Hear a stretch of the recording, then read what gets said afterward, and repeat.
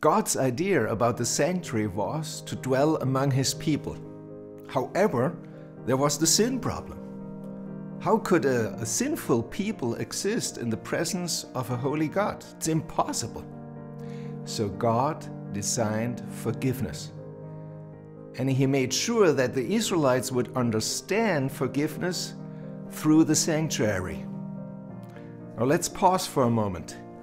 How is it possible that God could forgive sinners anyway? I mean, He Himself, in giving the law to the Israelites, told them that judges need to acquit the innocent and to condemn the guilty. Now, if they do that, they would be okay. But God Himself doesn't follow that rule, because if He acquits the guilty, there would be a problem. Now, in the Israelite system, the judge who would acquit the guilty would acquire that guilt unto himself. We can see that in the story of the woman of Tekoa in 2 Samuel 14, for example.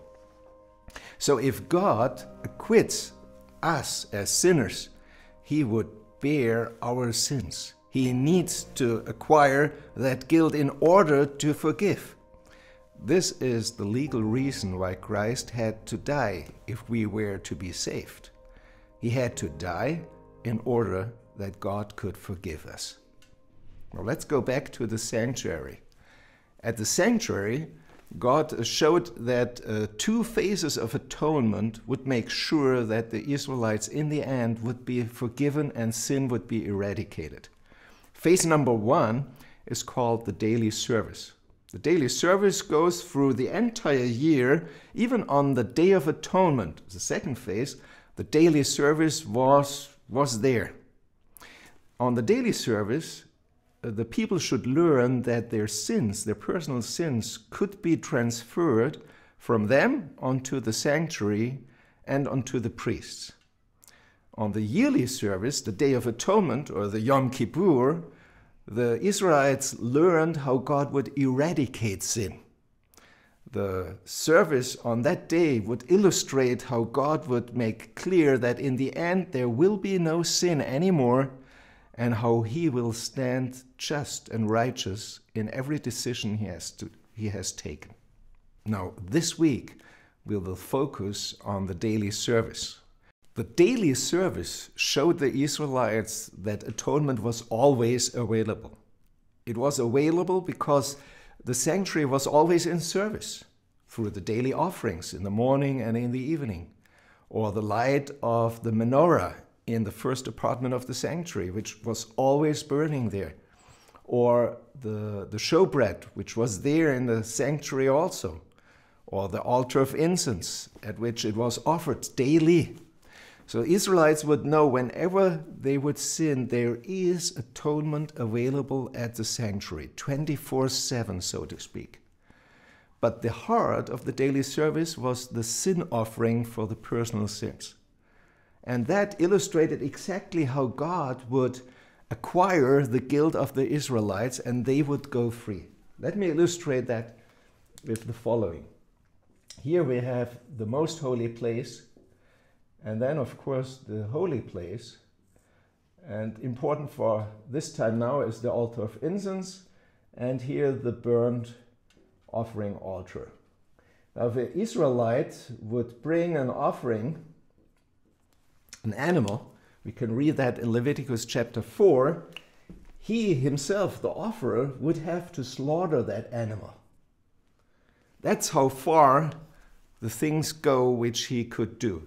First, he had to lay his hand on the animal to transfer sin onto him, for which it was to be offered, and then he had to slaughter that animal. But then the priest took over. The priest took the blood, the spilled blood, to the altar of burnt offering, put it there on the horns, or in case it was an offering for the people or for the anointed priest who would stand for the people, he brought the blood up into the holy place, onto the horns of the altar of incense offering. So with that blood, which carried sin, the Israelites would know, our sins are transferred into the area for which God is responsible. In the same way, the offerings where the blood would only go to the altar of burnt offering, that reminder of the flesh had to be eaten by the priests. And the priests, according to Leviticus 10:17, had to eat that in order to carry the sins of the Israelites. That's the literal translation there. Our Bibles usually read there that our sins will be taken away. They will be forgiven. But in fact, it is the priests carrying the sins so that the offerer is forgiven.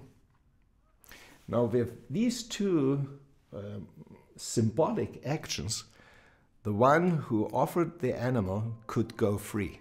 In Leviticus 4, the refrain at the end of this offering is that he will be acquitted and he could go free, being forgiven.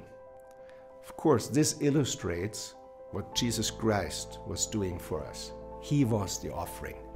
He is the priest in the heavenly sanctuary, which makes sure that his offering is mediated so that we could go free. And that is good news. That is why God is unique.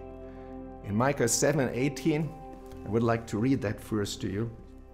It says, "Who is a God like you, who pardons sin and forgives the transgressions?"